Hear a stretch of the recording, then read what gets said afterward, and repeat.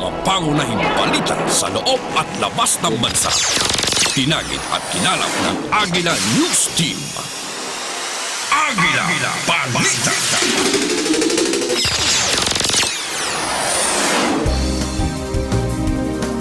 Magandang tanghali, Pilipinas. Ngayon po ay Huwebes, Setyembre 5, 2019. Ito ang Agila Balita. Sabayan tayo napapakinggan sa Radyo Agila DCEC 1062 Mega Manila at sa ating mga Radyo Agila Provincial Relay Stations sa mga lungsod ng Dagupan, Lucena, Cebu at Davao. Ako si Jen Subardiaga. At ako naman si Tonet Laborte. Sa ulo ng mga balita. Bagyong Liwayway bahagyang lumakas. Low pressure area na mataan sa Cervical del Sur ayon sa Pag-asa. Inflation noong Agosto bumagsak sa 1.7% ayon sa PSA, pinakamababa sa nakalipas na 3 taon. Investigasyon sa pagpapalaya sa mga bilanggong nahatulan sa heinous crime ipinagpatuloy ngayon ng Senado. Halos 2,000 mga bilanggo na napalaya dahil sa GCTA law, isinailalim na sa lookout ng DOJ. 10 sa kanilang kasamahan sumuko na. Sa balitang abroad, 33 bangkay natagpuan na sa mga nasunog at lumubog na diving boat sa California.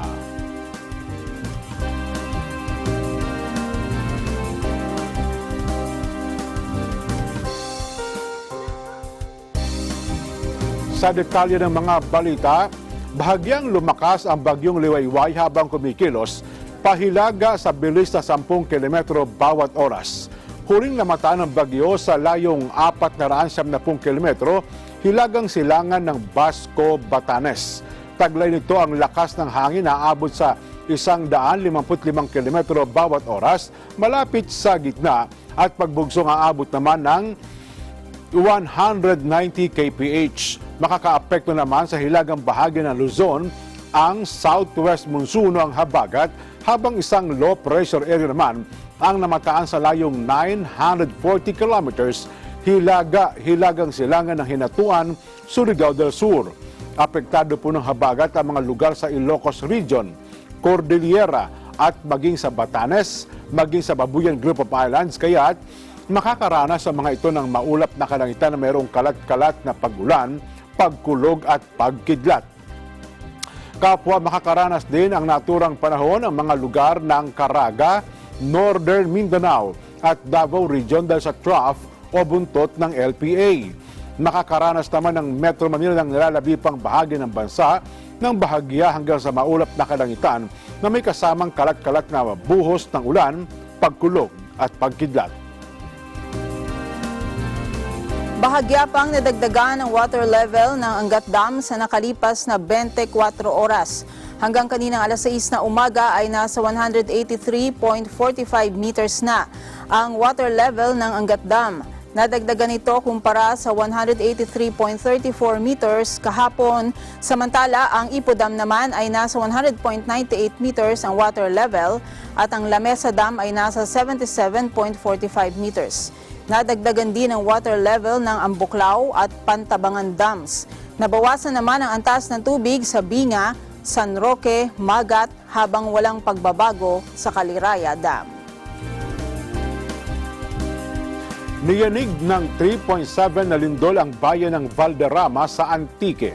Naitala ng PHIVOLCS ang pagyanig sa layong 18 kilometro northeast ng Valderrama alas 5:14 kaninang umaga. Ayon po sa PHIVOLCS, 17 kilometro ang lalim ng lindol at tectonic ang origin nito. Naitala naman ang sumusunod na intensities. Intensity 4 sa Valderrama, Antique.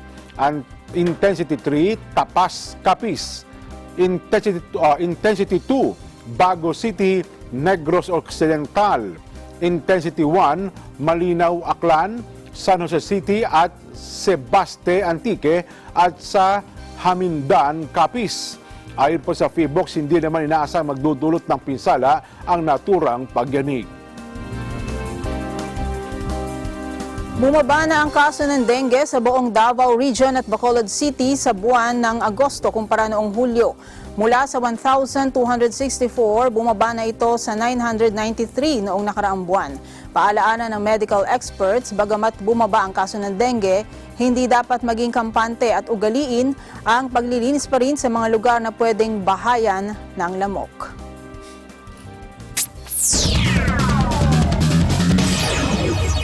Publiko, pinayuhan na sa doktor magpakonsulta kapag may naramdaman at huwag magpakonsulta sa Google. Report mula kay Madeline Villar, Moratillo. Mads.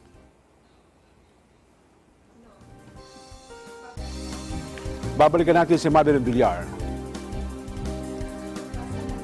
Samantala, patuloy ang pagbagal ng inflation o ng pagtaas ng halaga ng mga serbisyo at ng bilihin. Ayon po sa Philippine Statistics Authority o PSA, bumagsak sa 1.7% ang headline inflation nitong Agosto. Mas mababa ito ng 22.4% na natala po naman noong Hulyo at higit na mas mababa sa 6.4% inflation rate kumpara noong Agosto 2006. Ayon po sa PSA, ito na rin ang pinakamababang inflation sa nakalipas na halos 3 taon.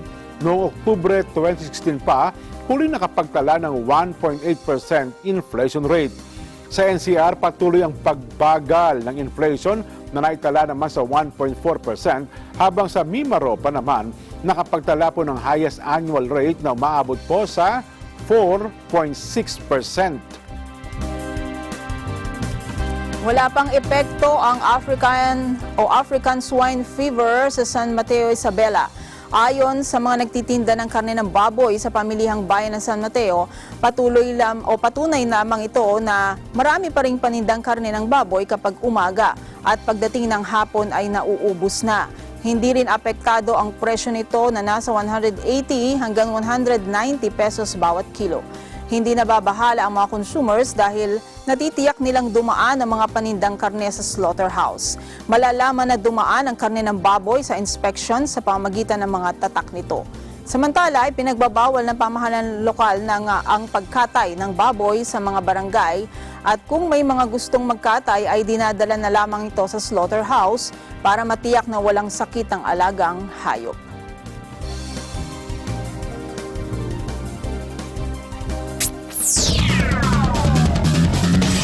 Balikan natin ang report ni Madeline Villar. Publiko, pinapayuhan na sa doktor magpakonsulta kapag merong naramdaman at huwag po sa Google.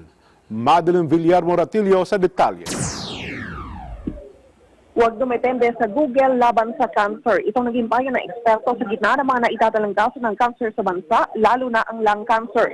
Sa media forum na Voices of Hope, Winning versus Lung Cancer sa Maynila, sinabi ni Dr. Meredith Garcia, isang medical oncologist, na sa harap ng paggamit ng mga tao sa internet ay talaga namang may mababasa na patungkol sa cancer. Gayunman, may ilang tao na chinecheck muna sa Google ang sintomas ng cancer bago ito magpakonsulta sa doktor. Nawawala na tuloy anya ang human touch at hindi na ipapaliwanag ng mabuti sa mga pasyente ang mga impormasyon patungkol sa cancer dahil umaasa na lang sa pag-search ng impormasyon sa internet. Giit ni Garcia, mahalaga ang regular na screening kung may sintomas ng lung cancer kagaya ng ubo na hindi nawawala makalipas ang 3 linggo, hemoptysis, gross bleeding, chest pain, weight loss o pagbagsak ng timbang, recurrent of infections, noisy breathing at iba pa. Meron din naman mga bagong cancer treatments katulad ng immunotherapy anya na available na ngayon at sabayan na rin ng malaking suporta mula sa pamilya ng pasyente. Dumali din sa forum ang ilang pasyente na na-diagnose ng lung cancer kagaya ni Ginang Tetit Melendres Aristan na na-diagnose ng stage 4 lung cancer at ibinahagi ang kanyang cancer journey. Noong 2018 ay nasa mahigit 17,000 ang naitalang bagong kaso ng lung cancer dito sa Pilipinas. Para sa Eagle News, Madeline Villar, Moratillo, I'm 1 with 25. Mas mura na ang presyo ng palay kaysa darak dahil sa pagpapatupad na rice tariffication law. Nababahala ng Department of Agriculture sa pagbagsak ng presyo ng palay. Mula sa 17 pesos kada kilo, sumadsad ito sa 7 hanggang 8 pesos na lamang ang presyo ng palay kada kilo, samantalang ang darak ay nagkakahalaga ng 12 pesos kada kilo. Ayon kay Secretary William Dar, bago pa man maipasa ang rice tariffication law, may mga nagsamantala ng trader at miller kaya bumagsak ang presyo ng palay. Dagdag pa rito, problema rin ang mga importers na nang-iipit ng mas murang imported rice kaya hindi bumababa ang presyo ng bigas sa merkado. Inirekomenda naman ni Congressman Joey Salceda, Chairman ng House Ways and Means Committee, kay Pangulong Rodrigo Duterte na hingin sa Kongreso ang pagkakaroon ng special power para magpatupad ng quantitative restrictions sa pag-aangkat ng bigas sa ibang bansa. Sinabi po ni Salceda na ang hakbang ay maaaring gawing last resort kasunod ng pagbaba ng farm gate prices ng palay mula 17.78 pesos na ngayon 7 piso kada kilo na lamang ang sa ilang lugar sa Luzon. Bagamat inalis na ang quantitative restrictions sa rice imports matapos may sa batas ang rice tariffication law. Sinabi ni Salceda na maaari itong ipatupad muli kapag nabigyan ng special powers ang Pangulo. Maaari rin anyang maglaan ng cash transfer sa mga marginal small lot farmers at concessional loans para naman sa mga magsasaka na may mahigit 5 ektaryang lupain. Bukod dito, sinabi ni Salceda na posible ring igiit ang Republic Act 8800 o ang Safeguards Law para magpataw ng 30% hanggang 80% tariff sa mga imported rice na lagpas sa minimum access volume na 350,000 metric tons. Hindi lamang 7 piso pero mayroon pa umanong mga lugar sa Luzon na sumadsad pa sa 6 na piso ang presyo ng mga palay. Ayon kay Bantay Bigas spokesperson Cathy Estabillo, ito anya ang sinabi sa kanya ng ilang mga magsasaka sa Tabuan, Arayat, Pampanga. Ito anya ay resulta ng rice tariffication law at hindi ang depensa ni Senador Cynthia Villar na sumadsad ang presyo dahil sa kalamidad.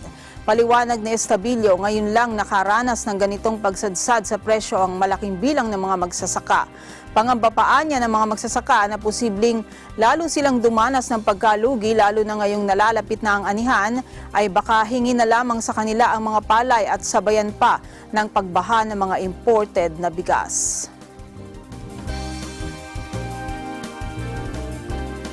Samantala, inatasan ng Department of Transportation o DOTR ang Land Transportation Office o LTO na parusahan ang mga driver na lalabag sa batas kapag tumatawid sa mga railroad crossing. Ayon sa DOTR, papatawan ng parusa ang driver kapag hindi tumigil ang sasakyan nito sa crossing ng Philippine National Railways o ng PNR. Alinsunod po ito sa Land Transportation and Traffic Code na nag-uubliga sa driver na ihinto ang kanyang sasakyan bago tumawid sa anumang railroad crossing. Ayon kay DOTR, Undersecretary for Road, Transport and Infrastructure, Mark De Leon, gagawa ang LTO at PNR ng mekanismo para maparusahan ang mga pasaway na driver at para maiwasan na rin ang aksidente sa pagtawid sa rail lines. Binanggit din ng opisyal na kailangan mapangalagaan ang infrastruktura at maiwasan ang malaking gasto sa maintenance sa naturang transport system. Hakbang ito ng DOTR kasunod ng pagsalpok ng isang van sa isang tren ng PNR sa Parian Crossing sa Calamba, Laguna. Lumalabas po sa investigasyon na kahit papalapit na ang tren ay tumawid pa rin ng van dahilan ng pagkasugat ng 7 katao kabilang isang 2 taong gulang na bata at babaeng sanggol at pagkasira ng 3 bahay at tricycle. Nagpakalat ang Philippine National Police Highway Patrol Group o PNP-HPG ng ilang babaeng pulis sa EDSA. Kabuuang 48 babaeng pulis ang ipinakalat para mga siwa sa daloy ng trapiko sa EDSA. Ayon kay Brigadier General Eliseo Cruz, hepe ng PNP-HPG, nagtapos ang mga babaeng pulis ng 45 days motorcycle riding course noong 2018. Gagamitin anya ito para matutukan ang mga kalsada sa Metro Manila at maging sa ibang rehiyon. Tiniyak naman ni Cruz na handa ang kanilang hanay para rumisponde sa anumang krimen sa kalsada, babae man o lalaki ang pulis. Ipinapakita rin anya nito ang gender equality na kung ano ang kayang gawin ng lalaki ay magagawa rin ng maayos ng mga babae. Samantala, 20 oras ang duty ng mga babaeng pulis kung saan hinati sa 2 shift. Ang unang shift ay mula alas 5 ng madaling araw hanggang alas 3 ng hapon, habang ang ikalawang shift naman ay mula alas 3 ng hapon hanggang 1:00 ng madaling araw. Ipinagmalaki po naman ng Manila Police District o MPD Station 1 na malaki ang ibinaba ng antas ng kriminalidad sa kanilang lugar. Ayon kay Police Station 1 Commander Lieutenant Colonel Reynaldo Magdaluyo, kung dati-rati halos araw-araw ang nagaganap na patayan at insidente ng mga nakawan sa kanilang lugar. Pero ngayon ay napakalaki na ng ipinagbago sa peace and order situation. Malaki din anya ang naitulong ng ipinatupad na curfew sa mga minor de edad pagsapit ng alas 10 ng gabi. Ang MPD Station 1 ay matatagpuan po sa Tondo, Maynila. Lalo pa, pinaigting natin yung curfew, yung alas 10 ng gabi hanggang alas 4 ng madaling araw. Talagang pagka po kamangha-mangha na makikita na yung mga bata talagang wala na. Kasi po, naliliwanag talaga natin na tapos na ang kanilang malilighayang araw sa pagkakalat at saka yung kanilang paglalaboy sa lansangan sa 10 oras ng gabi. At talagang sila ay kuhahaputin natin, dadalhin sa istasyon, at pangangaralan, ang mga magulang naman nila ang ating ipe-penalize pag nagkataon. Nagsasagawa na investigasyon ng Philippine Coast Guard sa Zamboanga del Norte kaugnay sa nasunog na MV Light Ferry 16 habang patungong Dapitan City. Ayon kay Commodore Gregorio Adel Jr., District Commander ng PCG Northern Mindanao, nagsagawa na sila ng ocular inspection sa bahagi ng Plaridel kung saan naroroon ang nasunog na barko at binabantayan na ngayon ito ng PCG Misamis Occidental. Ang PCG Northern Mindanao ang mangunguna sa investigasyon kasama ng ilang mga tauhan ng Maritime Safety Services Command na galing naman sa Cavite dahil sila ang may jurisdiksyon sa Maritime Casualty Investigation. Titingnan sa investigasyon ng pahayag ng kapitan ng barko na ang sanhi ng sunog ay dahil sa sumabog na exhaust manifold ng engine o makina ng barko. Ang insidente ay kinamatay ng 3 katao pero aabot na sa 245 ang nailigtas. Tingnan natin yung investigator, kung malalaman po doon sa investigation sa ating mga opisyalis sa nasabing barko, kasi pag-aaralan po namin dyan, ano bang speed niya, anong pa ng makina niya, anong status, kung sila po ba ipulahin sa interview po sa ating mga ating opisyalis ng Marine Casualty Investigation, nagkakaintindihan po niya sa mga sagot po ng ating mga crew and officers na nasabing barko. Ito po natin mapapagalaman yung talagang magiging root cause of the incident during the interview do sa ating mga crew ng mga barko.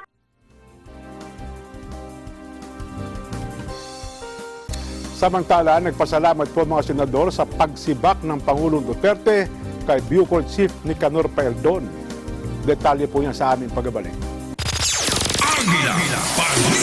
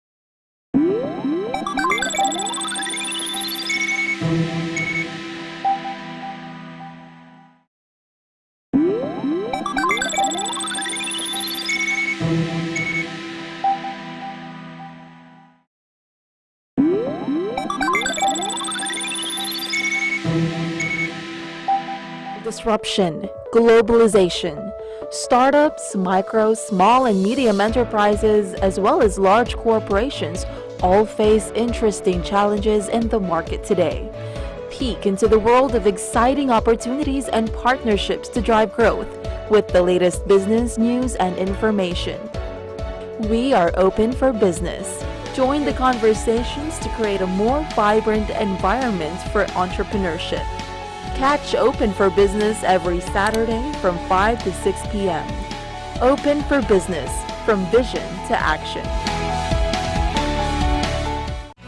Letters and Music, Lunes hanggang Biyernes, 1:00 hanggang 2:00 ng hapon. Agila Balita. Nagpasalamat po ang mga senador sa pagsibak ni Pangulong Duterte kay Bureau of Corrections Chief Nicanor Faeldon. Ayon kay Senador Ping Lacson, ay may batayan ang pagtanggal sa pwesto kay Faeldon dahil hindi ito tumutugma sa anti-criminality campaign ni Pangulong Duterte. Welcome development rin para kina Senators Juan Miguel Zubiri, Senator Franklin Drilon at Francis Pangilinan ang hakbang at sinasabing ginawa lang ng Pangulo ang nararapat. Pero apila ng mga senador sa Pangulo, sana ay huwag nang i-recycle si Faeldon at ilipat sa iba pang departamento ng gobyerno. Matatandaan sinibak na rin ng Pangulo si Faeldon sa Bureau of Customs dahil sa pagpasok ng bulto-bultong shabu pero inilipat naman sa Bucor. Sa kaugnay na balita, sinunod ni dating Bureau of Corrections sa Bucor Chief Nicanor Faeldon ang utos ni Pangulong Rodrigo Duterte na siya ay magbitiw sa pwesto. Sinabi ni Faeldon na nagsalita na ang Pangulo na kanyang Commander-in-Chief at Appointing Authority. Ayon kay Faeldon, wala siyang sama ng loob sa utos ng Pangulo. Una rito ay sinabi ng Pangulo na pinagbitiw niya si Faeldon dahil sa kontrobersiya sa Bucor. Partikular na sinabi ng Pangulo na sinuway ni Faeldon ang kanyang utos. Kaugnay ito ng pagpapalaya sa mga convict ng heinous crimes sa ilalim ng batas ukol sa Good Conduct Time Allowance. Nilisan na ni Bucor Chief Nicanor Faeldon ang kanyang tanggapan. Hating gabi kainan ng lisanin ni Faeldon ang kanyang opisina sa Bucor matapos ipinag-utos ng Pangulong Rodrigo Duterte ang pagsibak sa kanya sa pwesto ay agad na nag-alsa balutan ng opisyal. Bago mag-alauna ng madaling araw, tuluyan na nakaalis sa direktor o Director's General Quarters si Faeldon kasama ang kanyang asawa at anak na edad 3 at 1. Bilin ni Faeldon sa kanyang mga staff, huwag malungkot at mahalaga ay nagkaroon anya sila ng pagkakataong manilbihan sa bansa. Sa kanyang statement na inilabas ng gabi, sinabi ho ni Faeldon na nagsalita na ang kanyang Commander-in-Chief at bilang isang sundalo, anuman ang sabihin at ipag-utos ng kanyang appointing authority ay kanyang gagawin. Sinabi ni Faeldon na wala siyang anumang sama ng loob kay Pangulong Digong.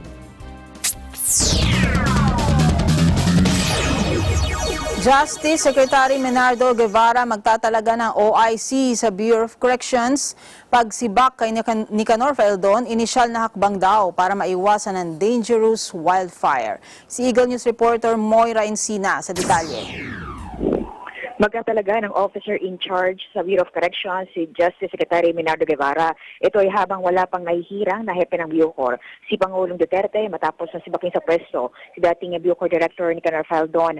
Ayon kay DOJ Undersecretary at Spokesperson Mark Perete, magrekomenda rin si Guevara sa Pangulo ng maaaring ilagay bilang pinuno ng Bucor. Pinag-aaralan pa niya ni Guevara kung sino ang pwedeng irekomenda para humawak sa ahensya. Sinabi ni Perete na pangunahin sa katangian na tinitingnan ni Guevara sa pagpili ng kanyang irerekomenda ay ang integridad nito. Samantala, iniyag naman ni Guevara na ang pagtanggal ng Pangulo kay Faeldon ay inisyal na hakbang para maiwasan ang pagkalat ng anyay dangerous wildfire.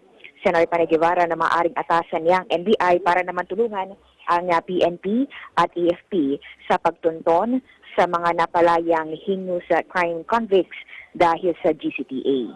Para sa Eagle News, Maureen C. 9125. Dapat walang bahid ng korupsyon at hindi nasasangkot sa anumang katiwalian ang ipapalit na pinuno ng Bureau of Corrections o Bucor. Pahayag ito ni Senator Sherwin Gatchalian kasunod ng pagsibak ni Pangulong Duterte kay Nicanor Faeldon. Ayon kay Senador Gatchalian, dapat ang susunod na hihirangin ni Pangulong Duterte para sa nasabing pwesto ay dapat hindi nasangkot sa isyu ng korupsyon.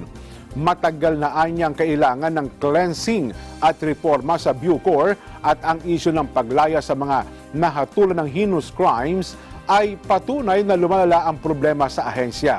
Sinabi pa po ni Gatchalian na gaya na nangyari na noon sa Bureau of Customs, hindi na itala ni Faeldon ang mga mali at problema sa Bucor at sa halip ay lalo pang lumala. Ipinagpapatuloy ngayon ng Senado ang investigasyon sa kontrobersyal na pagpapalaya sa mga bilanggo na nahatulan dahil sa heinous crime sa New Bilibid Prison sa pamamagitan ng GCTA law. Pero no-show sa pagdinig ang sinibak na direktor ng Bureau of Corrections Chief Nicanor Faeldon. Ayon kay Senador Richard Gordon, nagpadala ng text messages ang abogado ni Faeldon at nakausap na kung maaari ay hindi siya dadalo. Ikinonsulta niya raw sa mga kapwa-senador ang hindi pagdalo ni Faeldon pero ayon sa mga mambabatas, importante na makarating siya sa pagdinig dahil may mga importante pang tanong na kailangan niyang masagot. Wala pang desisyon ng komite kung magpapataw ng penalty laban kay Faeldon. Mga opisyal ng Bureau of Corrections nagisa sa pagmamadali sa paglagda sa release order ng mga bilanggo. Samantala, mga presong naisumuko pinayong magtungo sa mga police stations at military detachment. Report mula kay Mean Corvera. Diyan nagisa ng gusto ang mga opisyal ng Bureau of Corrections dahil sa pagmamadali na malagdaan ang mga memorandum of release ng mga bilanggong nahatulan sa heinous crime batay sa GCTA law. Tinukoy ni Senator Ping Lacson ang memorandum of release ni na Asnar o mga nahatulan sa pagpatay at pangahalay sa magkapatid na Chong sa Cebu City kasama ang 44 na iba pa. Sa impormasyon ni Lacson, tapos na ang office hours pero inihabol pa rin ang paglagda at pagpapalaya sa mga ito noong August 16. Questionable anya na hindi makapaghintay ang mga opisyal samantalang inaayos pa ang computations ng kanilang good conduct time allowance. Inamin naman ni Bucor Directorate for Reformation Director Maria Fe Marquez na ilang kaanak ng mga convicted criminals ang nagpunta sa bahay niya para madaliin ang release order. Depende ng opisyal, wala umano silang nagawa kundi pirmahan ito dahil nasa sablayan noon si Yusek Nicanor Faeldon at nangangambang makasuhan sila ng arbitrary detention. Sa ngayon, hinihimok na ni Justice Secretary Minardo Guevara ang mga napalayang bilanggo na kusa na lamang sumuko sa halip na habulin ng batas. Maaarian niya silang magtungo sa lahat ng police stations at mga military detachment sa anumang panig ng bansa. Sa pagdinig din, naniniwala naman si dating Solicitor General Estelito Mendoza na hindi na maaaring basta na lamang baliin o paikliin ang sentensya ng mga bilanggo na nahatulan ng life imprisonment dahil lamang sa GCTA law. Isa sa tinukoy nito ang kaso ni dating Kalawan Mayor Antonio Sanchez na nahatulan ng 9 na counts ng reklusyon perpetua. Sabi ni Mendoza, sa kasalukuyang batas, ang bawat reklusyon perpetua ay binibilang ng 30 years. Pero dahil 9 na beses nangangahulugan ito na 270 years na dapat makulong si Sanchez. Sabi ni Mendoza, hindi ito maaaring mapaikli sa pamamagitan ng GCTA law. Sa ngayon, Jen, sinuspindi muna ang pagdinig ng Senado at isang testigo ang inaasahang haharap dito sa pagdinig kaugnay nung sinasabing bayaran sa loob ng Bucor. Mula sa Senado para sa Eagle News, may Ann Corvera, IM 1 with 25.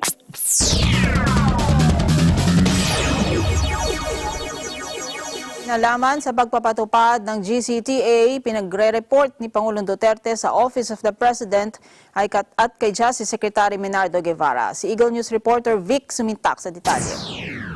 At hindi sinuspindi, inoobliga naman ni Pangulong Rodrigo Duterte ang mga opisyal ng Bureau of Corrections sa Bucor na may kinalaman sa pagpapatupad ng Good Conduct Time Allowance o GCTA law na mag-report sa Office of the President at kay Justice Secretary Minardo Guevara.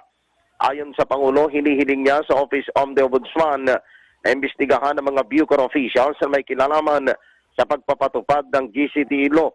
Sinabi ng Pangulo na may hinala siya na nagkaroon ng katiwalian sa pagpapatupad ng GCTA law kaya napalaya ang mga nakakulong na sangkot sa karumal-dumal na krimen. Iliwanag ng Pangulo na hindi niya palalagpasin ang mga opisyal ng Bucor na sangkot sa anomalya sa pagpapatupad ng GCTA law. Vic Samintak, Eagle News, AM 1 with 25. Kinumpirma naman ni Justice Secretary Bernardo Guevara na 10 na sa halos 2,000 bilanggo na napalaya sa pamamagitan ng Good Conduct Time Allowance ang sumuko na. Sumukoan niya mga ito matapos i-anunsyo kagabi ng Pangulo na muling ipaaresto ang mga bilanggo dahil sa maling implementasyon ng batas. Tumanggi muna si Guevara na sabihin ang pangalan ng 10 pero sila ay pawang may kasong heinous crime. Inaayos na rin anya nila ang immigration lookout bulletins para sa may 1,914 na mga presong nahatulang guilty sa heinous crimes pero napalaya sa bisa naman ng GCTA law. Dahil dito, inirekomenda ni Senador Ping Lacson dapat magkaroon ngayon ng mas maayos na koordinasyon sa Bureau of Pardon and Parole ang BPP at Bureau of Corrections para mapabilis ang pagtunton sa kinaroroonan ng iba pang mga bilanggo. Warrantless arrest ipatutupad ng PNP sa mga pinalayang inmates na nagmamatigas at hindi susuko. Si Eagle News reporter Mar Gabriel sa detalye. Idineploy na ng Philippine National Police ang kanilang mga tracker team para hanapin ang nasa 1,700 inmates na pinalaya ng Bureau of Corrections sa bisa ng Good Conduct Time Allowance o GCTA. Ito ay sakaling hindi tumugon ang mga inmates sa panawagan ni Pangulong Duterte na sumuko sila sa loob ng 15 araw. Ayon kay PNP Chief Oscar Albayalde, kung hindi susuko ay ituturing nilang pugante ang nasabing mga inmates. Dahil dito, maaari daw nilang ipatupad ang warrantless arrest para ibalik sa kulungan ang mga convicted inmates. Una nang inatasan ni Albayalde ang lahat ng kanilang istasyon sa buong bansa na tanggapin at iproseso ang mga susukong inmates. Para makakuha ng listahan ng pangalan ng mga napalayang inmates, magtatalaga ang PNP ng liaison officer sa Department of Justice at Bureau of Corrections. Para sa Eagle News, Mar Gabriel, IM1, E25. Milyon-milyong piso mano ang pinag-uusapan sa loob ng Bureau of Corrections para masakop ang isang preso ng Good Conduct Time Allowance o GCTA at mapaaga ang paglaya. Itong binunyag ni Senate President Vicente Soto III sa kanya manong natanggap na A1 intelligence report hinggil sa korupsyon sa Bucor. Ayon kay Soto, milyones ang bayaran sa Bucor at naibahagi na rin umano niya ang impormasyon kay Senador Pampilo Lacson. Hindi naman pinangalanan ni Soto kung sinong opisyal o tauhan ng Bucor ang sangkot sa bayaran. Tumanggi rin ang Senate President na sabihin kung sino o saan ito nakuha ang naturang impormasyon. Sisimulan na ng Presidential Anti-Corruption Commission o PACC ang investigasyon sa mga opisyal ng Bureau of Corrections kaugnay sa issue ng Good Conduct Time Allowance. Sa panayam ng Radyo Agila kay Commissioner Greco Bellica, sinabi nitong bagamat abala sa ngayon ang mga kawani ng Bucor dahil sa kaliwat ka ng investigasyon, maaari na silang magpasabpina ng mga dokumento sa mga pinalayang bilanggo, kasama ang implementing rules and regulations ng GCTA at ano ang kanilang mga ginamit na criteria sa pagpapalaya. Pag-aaralan anya nila ang GCTA law at kapag natuklasan nilang may paglabag o pagkakamali o kapabayaan ay may katapat itong kaparusahan. Titingnan din anya nila ang aspeto ng korupsyon na hindi malayong nangyayari rin sa Bucor. Yun po ang debate kasi ngayon, di ba, is heinous crimes exempted or not. So we will evaluate the process and appreciate for ourselves what the law really means.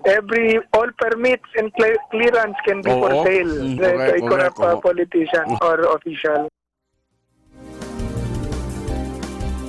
Sa mga kaugnay pa ring balita, bumuo na po ang PNP ng tracker team sa tutugis sa mga convicts sa loob ng 15 araw. Inutusan ni PNP Chief General Oscar Albayalde ang lahat ng police unit sa bansa na magsagawa ng accounting sa 1,700 convicts na napalaya dahil sa batas ng Good Conduct Time Allowance.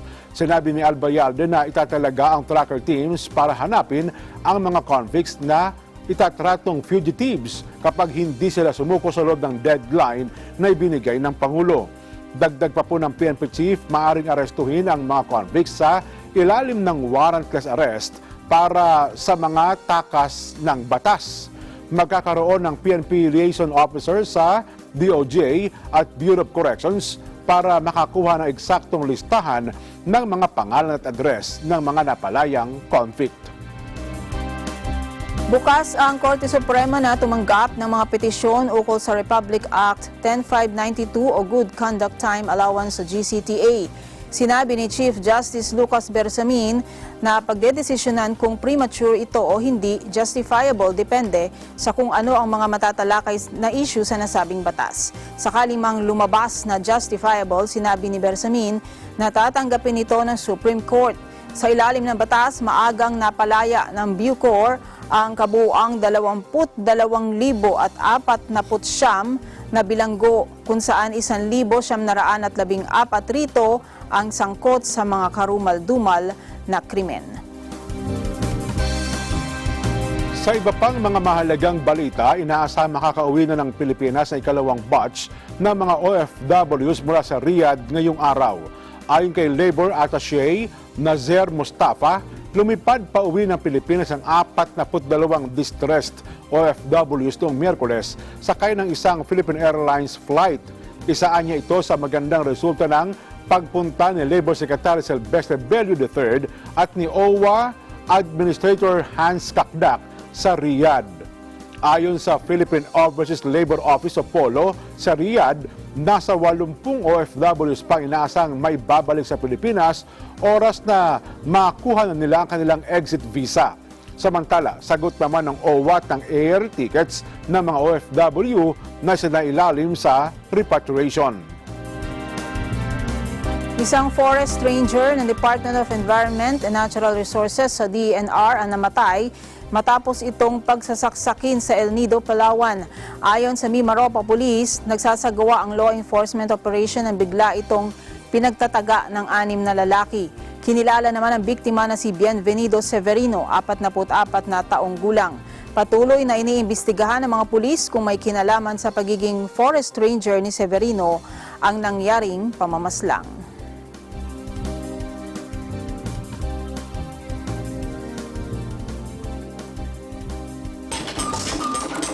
Mga pangyayari sa labas ng bansa. Balitang Abroad. Maabot na po sa 33 bangkay ang na-recover ng mga otoridad matapos ang pagkasunog ng isang scuba diving boat sa California. Matapos makuha ang 33 bangkay, isa na lamang ang pinaghahanap ngayon ng mga otoridad. Ang diving boat ay nasunog at lumubog sa lalim na 66 na talampakan. Ang mga na-recover na katawan ay kinabibilangan ng 11 babae at 9 na lalaki. Matagpuan sila sa ilalim na 75 talampakan malapit sa pinangyarihan ng trahedya. Isa sa ilalim po sa DNA test ang mga katawan para makilala. Nasa diving excursion ang bangka sa Santa Cruz Island nang mangyari ang sunog. Sakay nito ang 39 katao na kinabibilangan ng 33 pasahero at 6 na crew. Dinivert ng Pentagon ang nasa $3.6 billion na pondo nito para sa pagtulong sa pagpapatayo ng US-Mexico border wall. Ayon sa US Secretary of Defense, ang nasabing halaga ay makatutulong sa paggawa ng 280 kilometers na border wall. Ang nasabing border ay siyang pangunahing proyekto ni US President Donald Trump bago pa man ang kanyang pag-upo bilang Pangulo. Binatikos naman ito ng Democrats kung saan ginagamit ni Trump ang military fund para sa pagpapaganda ng kanyang imahe na sisingilin sa Mexico. Patay naman ang 5 turistang Chinese national at 2 pa ang nasugatan lula ng isang tour bus na tumaob naman sa New Zealand. Ayon kay Police Inspector Brent Crow, 27 ang turista. Nalulan po ng tour bus at patungo sana sa Rotorua nang bigla nitong hindi makita ang palikong daan kaya't subadsad ang bus sa kabilang bahagi ng kalsada. Dagdag pa po ni Crow, wala na ibang sasakyan ang nadamay sa nasabing insidente at pinaghihinala ang sama ng panahon ang dahilan ng trahedya. Samantalang nagpalabas naman ng pahayag ang Chinese Embassy diplomat na si Liang Ji na sana ay nagpaabot ng tulong ang mga opisyal ng New Zealand. Magbabayad ng $170 million na multa ang Google dahil sa iligal na pagkolekta at pagbahagi ng information data ng mga bata na nakasubscribe sa kanilang YouTube video service. Ito ang napagkasunduang halaga ng settlement ng Google sa Federal Trade Commission at New York State Attorney General na maituturing na pinakamalaking halaga sa kasong may kaugnayan sa Children's Online Privacy Protection Act. Nilabag umano ng YouTube ang nasabing batas na nagre-require sa mga child-directed websites at online service na magkaroon muna ng parental consent bago kolektahin ang personal information ng mga batang edad 13 pababa. Kasabay nito, tiniyak ng YouTube na babaguhin ang kanilang alituntunin para sa mga content nilang target audience ay mga bata. Ayon sa pamunuan ng YouTube, ang Google ay maglalaan ng $100 million na pondo para makalikha ng orihinal na children's content sa YouTube para sa mga bata nilang manonood. Balitang Bangkalusugan.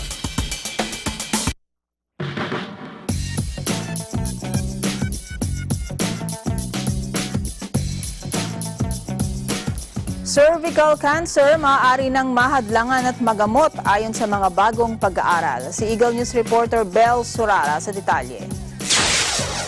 Bunga ng makabagong teknolohiya at advance sa larangan ng medisina, nahadlangan at nagagamot na ang ilang uri ng cancer. Kabilang sa cancer na pinangangambahan lalo na ng mga kababaihan ay ang cervical cancer. Ayon sa mga eksperto, ang cervical cancer ay nahadlangan at nagagamot lalo na kung maaga itong na-detect. Sa mga pag-aaral, ang mga babaeng na-diagnose na may stage 1 cervical cancer ay mayroong 90% chance ng survival. Habang ang mga na-diagnose naman na may stage 3 cervical cancer ay may 60% chance of survival. Kaugnay nito, binigyan diin ni Dr. Hermie Maglaya, OB gynecologist sa East Avenue Medical Center sa Quezon City, na kailangang itaas ng isang babae ang kanyang kamalayan o awareness sa pangangalaga sa kanyang reproductive health upang makaiwas sa cancer tulad ng cervical cancer. Lahat po ng kababaihan ay pwedeng maka-experience po ng iba't ibang klaseng sakit or even cancer sa reproductive organ natin, at masasabi po natin na ngayon awareness about the cancer, na the only way to protect cancer is to have a regular pap smear and have yourselves vaccinated with the HPV na nagpo-protect against sa virus na nagkakos ng cervical cancer. The same way, yung mga bukol po sa ovaryo, sa matres, or even po sa vagina na pwedeng hindi natin malaman unless may simptomas na, kinakailangan pong mag-regular check-up sa isang obstetrician or sa inyong healthcare provider nang maagapan po ang inyong pagkakasakit. Para sa Eagle News, Bel Surara, and I'm 1 with 25. Tag-isan ng lakas, patalasan ng isip. Balitang Sports.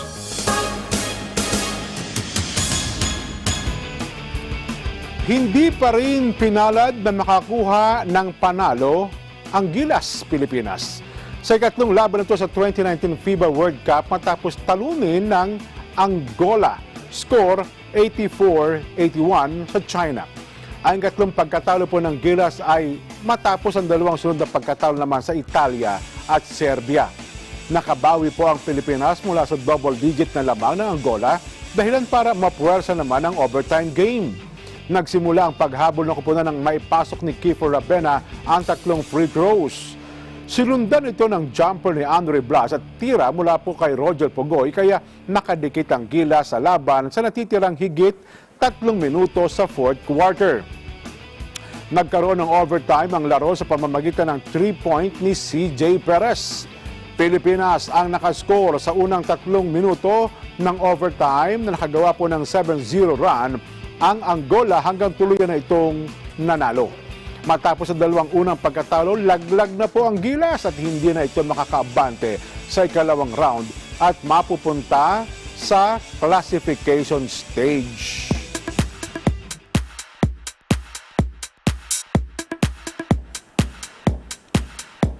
Hollywood star na si Hailey Steinfeld may fan meet sa Pilipinas. Alamin natin ang detalye sa report ni Kenneline Messina. Darating sa bansang Hollywood star na si Hailey Steinfeld. Inanunsyo ng MCA Music na magkakaroon ng fan meet si Steinfeld sa Eastwood Mall Open Park sa Biyernes, September 6. Libre ang aktibidad at maaaring magpunta sa lugar ang kanyang fans. Si Steinfeld huling bumisita sa bansa noong April 2016 para sa isang mall tour. Naging tanyag siya matapos ang kanyang pagganap sa 2010 film na True Grit kung saan naging nominee pa siya sa Oscars. Kamakailan napanood si Steinfeld sa pelikulang Bumblebee at siya rin ang nasa likod ng boses ni Gwen Stacy sa animated film na Spider-Man Into the Spider-Verse. Tuloy din ang music career ni Steinfeld at isa sa kanyang bagong singles ay ang Capital Letters. Para sa Eagle News, Ken Messina and I am one with 25.